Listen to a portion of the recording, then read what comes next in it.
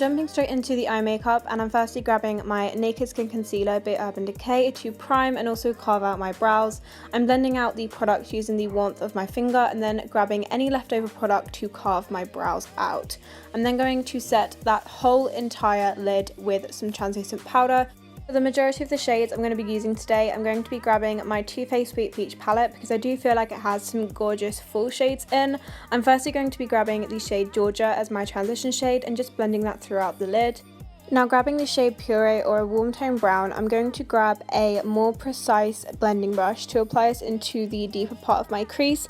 I'm also making sure to blend it outwards towards the tail of my brow and also inwards towards my nose. Then taking a mixture of these shades Charmed I'm Sure and Summer Yum on an even more defined brush.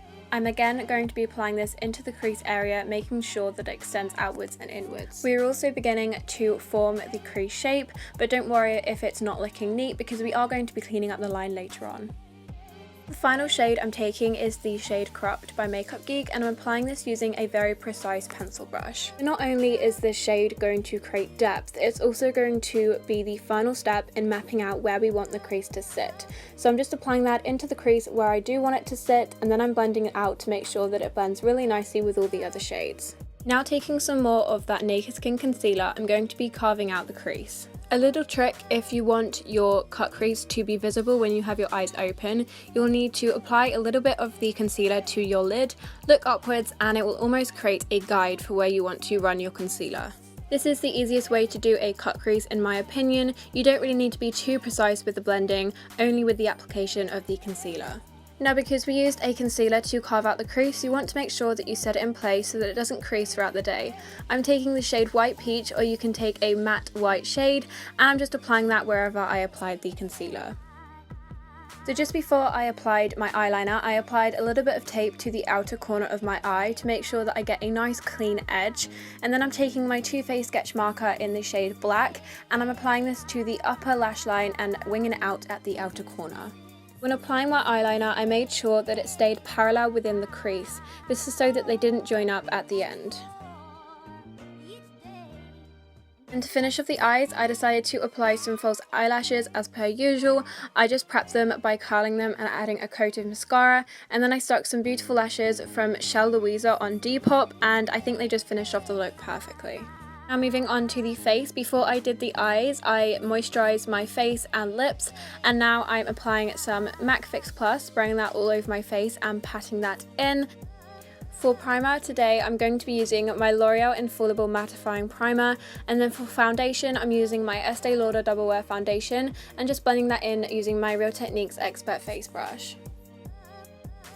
Then I'm going to be using the Naked Skin Concealer by Urban Decay to highlight and conceal. I was so sad because I was really struggling to get some out of the tube, as I have nearly run out of this. I'm definitely going to have to repurchase. I'm just applying this underneath my eyes, forehead, nose, Cupid's bow, and also chin, all the usual places where I would normally highlight, and then I'm just blending that in using the warmth of my finger. Before I bake my concealer, I'm going to be setting my foundation using the Maybelline Matte Makeup Powder. It's really important to make sure that your foundation isn't tacky when it comes to applying bronzer or blush on top, because if your foundation isn't set, then those products are going to be really hard to blend out. For my bake today, I'm using the usual Laura Mercier translucent powder. This is an absolute godsend for baking because it really does hold in your concealer and make sure that it doesn't crease throughout the day. Whilst I wait for my face to bake, I will normally move on to the lower lash line. Today I'm going to be lining my waterline using this Maybelline gel liner, and then I'm taking the shade Puree and just running that onto the lower lash line to help smoke it out. Final step to completing the eyes, I'm taking my mascara and running quite a generous amount on my bottom lashes. Then I'm taking a large fluffy brush and just brushing away any leftover bake. Moving on to the rest of the face makeup, I'm taking this Barry M Deep Glow Dark Bronzer and taking a big fluffy brush and just running this onto the perimeter of my face just to warm it up and add a little bit of definition before we go in with a contour shade.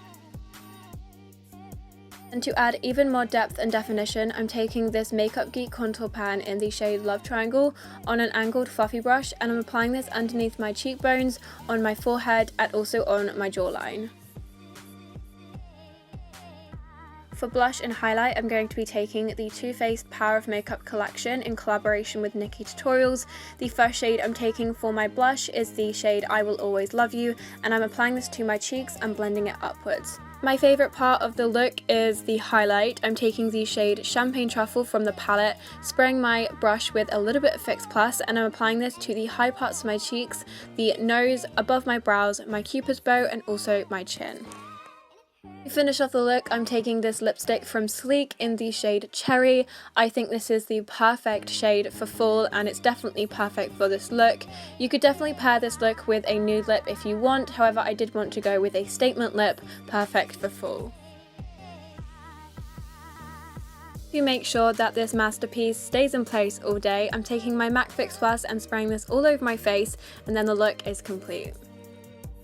I hope you guys enjoyed this makeup look. It's definitely one of my favourites, and hopefully you can recreate it for this season. If you did enjoy this video, then don't forget to give it a big thumbs up, and also if you haven't subscribed already, then don't forget to click the subscribe button down below.